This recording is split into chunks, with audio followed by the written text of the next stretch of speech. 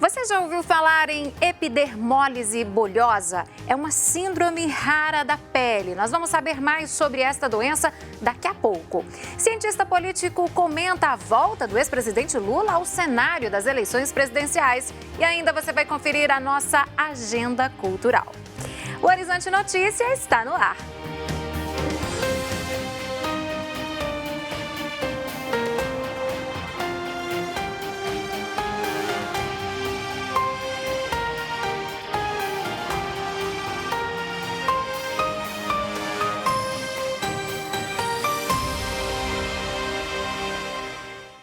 Olá!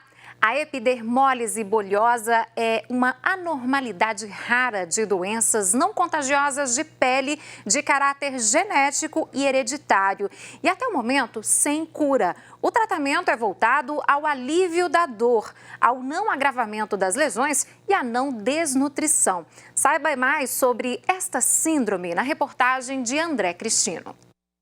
Maria Júlia tem 3 anos de idade e uma síndrome rara, a epidermólise bulhosa. A epidermólise bulhosa ela é uma doença genética, né? Ela, na realidade, é um conjunto de doenças, não é uma doença só, né? E ela envolve múltiplos sistemas, múltiplos órgãos. Apesar das lesões aparecerem primeiro na pele, ela não é uma doença de pele, né? Ela é uma doença multissistêmica. E é bem importante frisar que isso não é contagioso.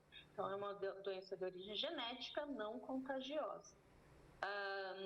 A causa principal é uma falha na produção de proteínas que são responsáveis pela adesão na pele, né, das camadas da pele. Então, quando existe uma diminuição ou ausência total de alguma dessas proteínas, vai fazer com que essa pele se rompa ao menor atrito. As bolhas no corpo podem causar dor e feridas de formas variadas. Até a roupa ou calçado podem ferir.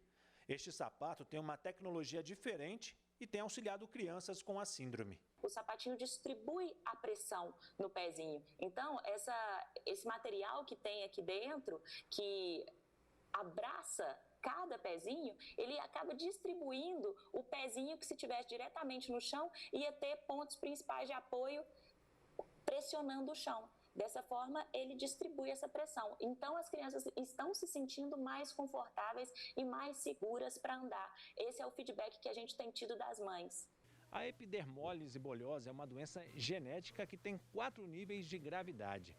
70% dos casos são considerados mais simples. E o que é mais importante, a doença não é contagiosa. Apesar de ser uma doença genética, é possível levar uma vida quase normal.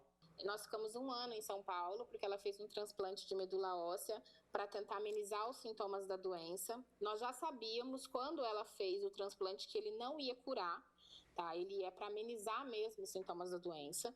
E amenizou muito. A realidade de vida dela hoje ela é criança. Entendeu? Hoje tem que ter cuidado, sim, a gente cuida com temperatura, a gente cuida com a roupa, a gente cuida com o calçado, que hoje, graças a Deus, ela tem um especial para ela. A gente tem muito com a alimentação, com muitos cuidados, mas hoje ela é criança, hoje ela pode correr, hoje ela pode brincar, hoje ela pode, às vezes até dependendo do tombo, ela nem se machuca, como ela se machucava antes. Na maioria dos casos, o tratamento é preventivo. O direcionamento do tratamento é em relação aos cuidados com a pele, com as feridas, né, e estimulação da cicatrização. Agora vamos até o estúdio da Rádio América M750 para a nossa conversa com o querido Giovanni Rodrigues, que traz para a gente os destaques da programação da rádio para esta quinta-feira. Um ótimo dia para você, Giovanni. Um ótimo dia para você, Síria. Um ótimo dia a todos. Vamos começar falando aqui do Tribuna Livre, daqui a pouquinho às 11 horas da manhã, que traz notícias sobre política local, nacional, cidades e muito mais para você. Olha, o Rafael Nobre, ele está de férias. Quem vai conduzir aqui o programa Tribuna Livre sou eu. Hoje a partir das 11 horas da manhã. Olha só, a história da Arquidiocese de Belo Horizonte também é a história de cada um de nós, não é mesmo? Neste ano especial em que comemoramos 100 anos aí da fundação, em que comemoramos 100 anos aí de sua fundação, foi lançado aí o concurso cultural Minha História no Centenário da Arquidiocese de Belo Horizonte. O objetivo é que as pessoas possam partilhar a sua história com textos ou vídeo sobre os momentos importantes e nas comunidades de fé. E olha só, e você, quer participar? Quer saber mais informações? Você vai ficar por dentro hoje aí de todas essas questões, todo este assunto, hoje no programa Tarde Viva, com Janaína Regiane, a partir da 13h, e você não pode perder, tá bom? Veja bem, o trabalho evangelizador da Arquidiocese de Belo Horizonte é realizado a partir de bases consistentes. Não é por acaso que essa trajetória está completando aí 100 anos de existência. Uma dessas bases é a catequese. Vamos entender um pouco sobre os desafios de ensinar a palavra de Deus no Falando de Vida, hoje à tarde, a partir das 4h30, tá bom? E olha só, eu quero convidar você a acompanhar hoje o Tarde Viva com a jornalista Lina Freire, tá bom? Olha só, o Providence Ação Social Arquidiocesana realiza nesta sexta-feira a live especial Mulheres que Inspiram. O objetivo é homenagear mulheres que fazem a diferença na sociedade e inspiram os projetos e também as ações. Saiba os detalhes no programa Fim de Noite com Rosemar de Oliveira, hoje a partir das 10h30, tá bom? Toda essa programação você acompanha na Rádio América M750, também na Rádio Cultura M830 e pelo aplicativo Rede Catedral, Síria.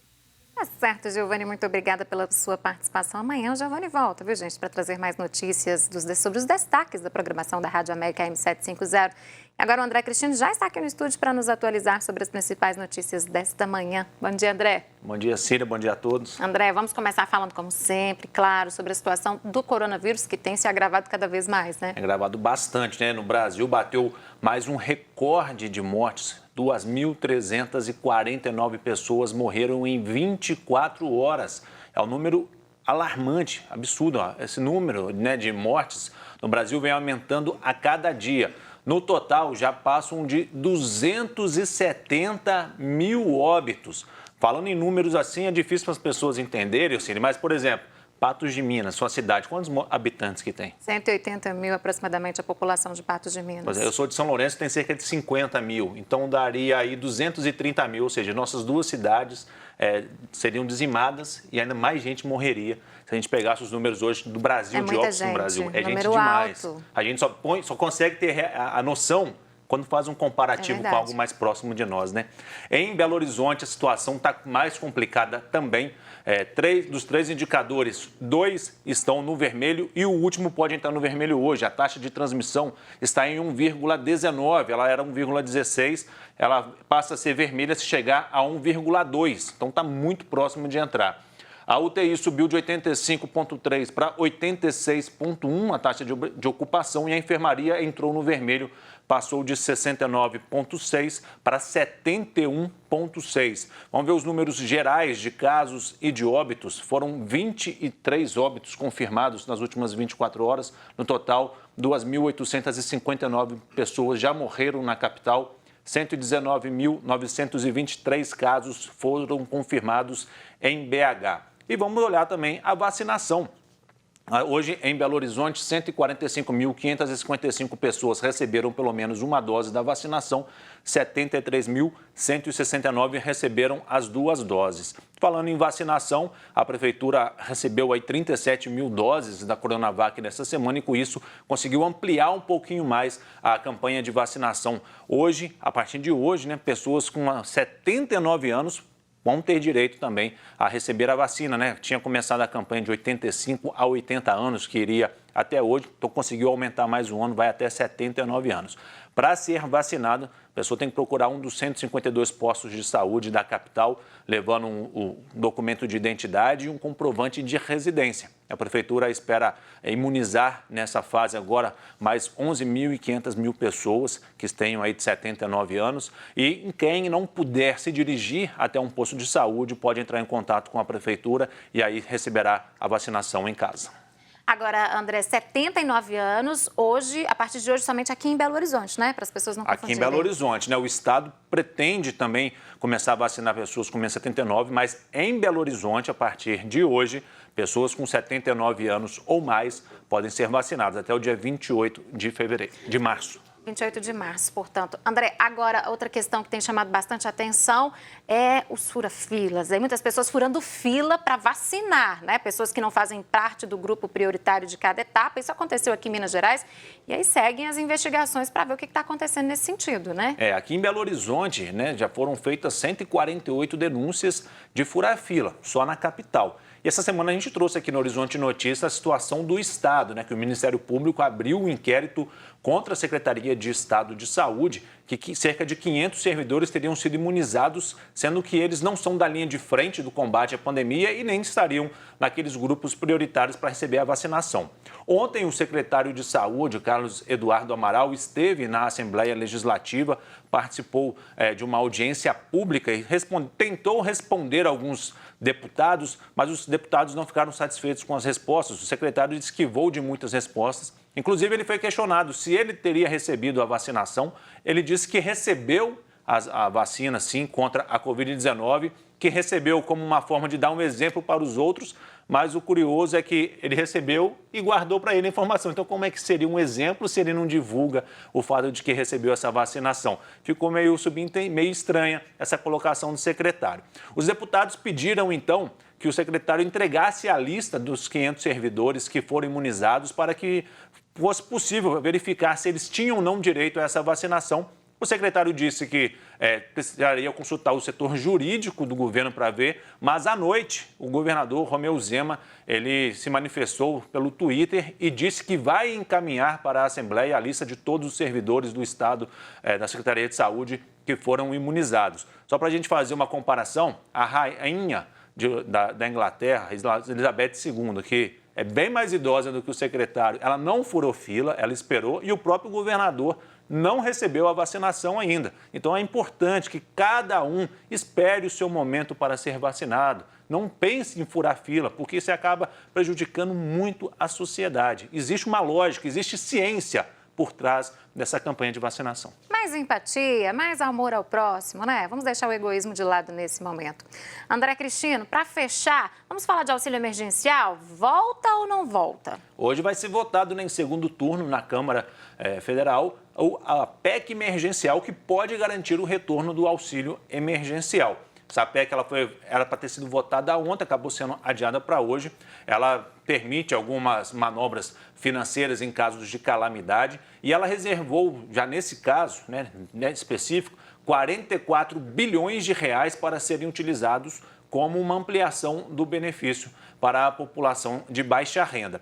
Ainda não está definido os valores, mas seriam 4 parcelas e há 2 possibilidades. Ou 4 parcelas de R$ 250 para todos, ou cada caso seria avaliado e aí o benefício poderia variar de R$ 175 a R$ 375. Tá certo, André Cristino, muito obrigada e até amanhã. Até. Gente, olha só, hoje o cientista político Malco Camargo vai falar sobre a volta de Lula ao cenário eleitoral com forças divididas entre Ciro Gomes e Jair Bolsonaro. Uma reviravolta na disputa presidencial para 2022. A recuperação dos direitos políticos do ex-presidente Lula muda o jogo eleitoral. A primeira mudança natural se dá dentro do PT, com a substituição de qualquer outro nome do partido pelo nome do ex-presidente. A segunda mudança é de narrativa. A entrada de Lula abre a possibilidade de comparar 2 tempos distintos, o tempo de Lula presidente com o tempo de Bolsonaro presidente. A avaliação sobre o passado vai ajudar o eleitor a projetar o futuro. A terceira mudança é sobre a chance de outros atores. Sem Lula na disputa, o candidato que alcançasse cerca de 15% dos votos poderia estar no segundo turno. Com Lula e Bolsonaro, essa régua sobe para cerca de 25% e dificulta para qualquer novo entrante. Por fim, a entrada de Lula deve fazer também com que Bolsonaro tente se conectar mais com o eleitorado, com medidas cada vez mais populistas e contrárias ao seu discurso de 2018, pois sabe que tem um forte adversário pela frente. E daqui a pouco você vai conferir a programação da nossa agenda cultural virtual. Voltamos em instantes.